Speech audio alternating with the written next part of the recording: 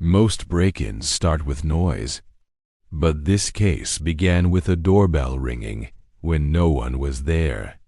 And the truth behind that silent ring was far more unsettling than any forced entry. Welcome back to the Detective Diaries. Today's case looks simple: a homeowner frightened by a doorbell alert at midnight. But the clue that solved it was completely invisible. A homeowner reported receiving a doorbell notification while away visiting family. The video feed showed no visitor, no movement, and no environmental trigger. But the doorbell had definitely been pressed. First look at the entryway. When we arrived, nothing looked disturbed. The doorframe had no mechanical stress. The mat hadn't shifted. Even the dust patterns were undisturbed. That meant no physical contact, or at least none visible. Unexpected pattern. I examined the doorbell button closely. On the surface, it looked clean.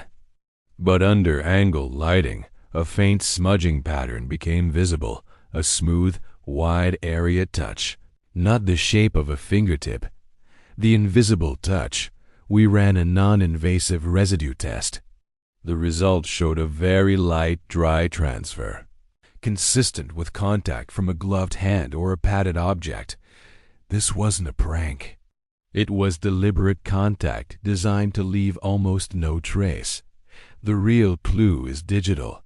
Inside the home's router logs, we found something crucial: a brief wireless scanning attempt occurring within seconds of the doorbell alert. Someone pressed the bell and simultaneously checked for open networks. Why press a doorbell with nitrogen monoxide intent to enter? It's a reconnaissance tactic.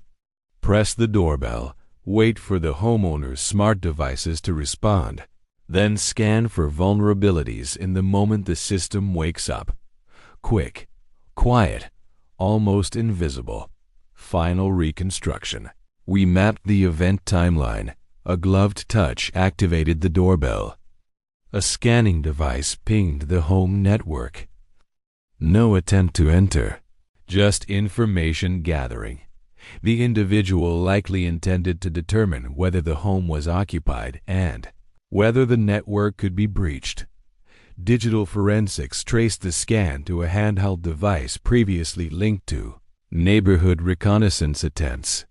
Authorities increased patrol in the area, preventing further incidents.